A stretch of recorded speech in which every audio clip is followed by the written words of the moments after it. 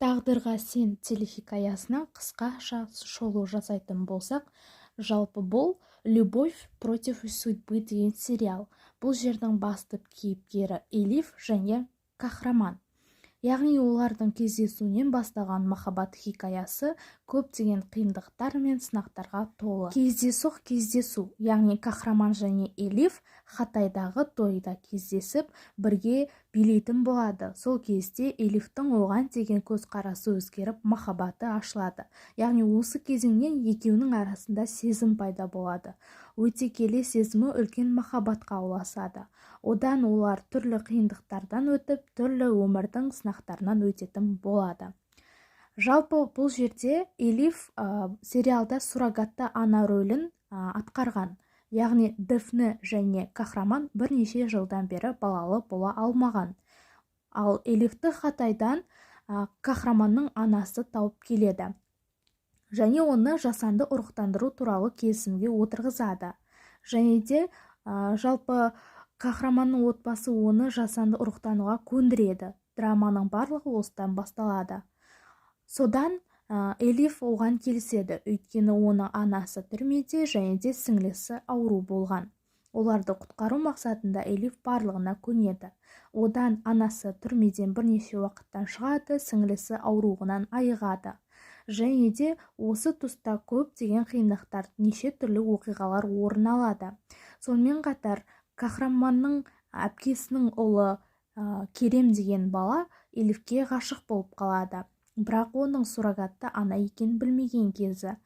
Бірақ сериалдан бірнеше уақыттар өткен кезде Керем өліп кетеді. Яғни қахраманға адам өлтіруді жалдаған адам өзі сол орға түсіп кетеді. Одан Элиф және қахраман баласы дүниеге келеді. Ол Дэфнеден ажырасады. Бірге аз уақыт тұрғаннан кейін тағы да түрлі сынақ басталады. Яғни Элифті Ибрахим деген ағасы, өгей ағасы бар, яғни күйеуінің баласы екен. Сұлтан осы Элифті өлтіру мақсатында және оның отбасын құрту мақсатында Элифті әдейі мен сенің ағаңмын деп шақырып алады. Элиф оны білмеген және де ол баласын қалдырып жүргізушімен бірге шығып кетеді. Қахраманның жүрегі алай-түлей болады. Содан Ибрахим алыс жерден жүргізуші кетіп бара жатқанда көлікте көздейді және жүргізушінің қақ маңдайынан атып жібереді. Одан ол көлік теңізге құлайды. Теңізге құлаған кезде Мақсұт келеді, яғни Элифті жақсы көретін адам. Мақсұт келіп, оны судан шығарып алып, полицейлерге хабарлап жібереді. Одан Элифті қахраман бірнеше жылдар бойы іздейді. Отбасы қайғырады, әсіресе Сұлтан анасы. Элиф көзін ашқан кезде қахраманды бірден іздейді. Және оның екі аяғы сал болып қалған. Бірнеше жылдар бойы шет елде ем алады. Одан бұл кезде топырақ, яғни баласы 5-6 жасқа келіп қалған және де Дэфненің қызы өсіп қалған болатын. Осы тұста қахраман мен Дэфнені үйлендіріп жібереді. Яғни Зия Бэй. Ол қахраманның содан қахраман амалсыз келісімін береді. Өйткені арада 2 жыл өтеді. Және осы тұста медбикесі Элифке қашуға көмек береді. Яғни оның айналасындағы охраналарға шай беріп, бәрін ұйықтатып тастайды. Бұл кезде Мақсұт сыртқа шығып кеткен болатын. Осы сәтті пайдаланып, Элиф қашып кетеді. Бірақ соңында Мақсұт оны ұстап алады. Және Элифке анасы Сұлтанды алып келеді. Осы тұста сіңлісі, яғни Элифтің сіңлісі қайтыс болып кеткен болатын. Оны Дэфне итеріп жіберген. Оның бәрін естіген Элифте ашу ыза пайда болады.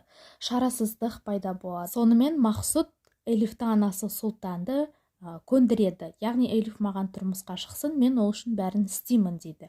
Содан Элифтің бойында ашу ыза болған соң, ол қахраманның үйіне барып, Дэфнені, қызын, ұлын және қахраман өзін бақшасынан бақылайтын болады.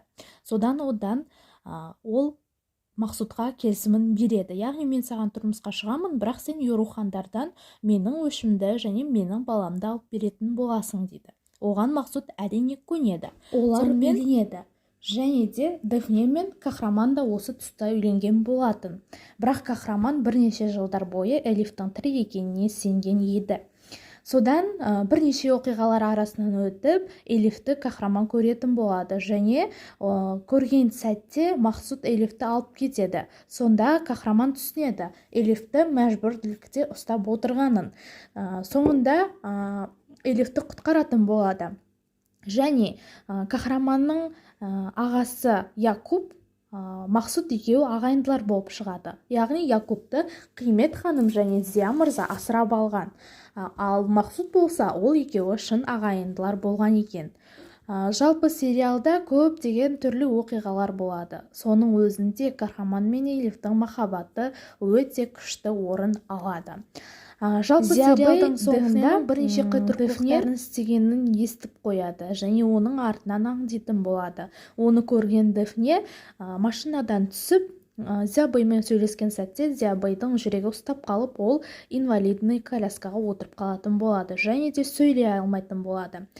Сосын осындай оқиғалар өтіп, жалпы сериалдың соңында Якубқа барлық компания қалады, яғни ол бір кездерде қаһарманнан құтылу мақсатында компанияны тақырға отырғызған болатын. Бірақ соңында қаһарман Элиф және екі баласы шетелге тұруға кетеді. Ал барлық мал-мүлік компания болса Якубқа қалады. Осылайша барлығы бақытты болады. Ал Дэфнені осының барлығын істегені үшін полиция бөліміне алып кетіп соттайтын болады.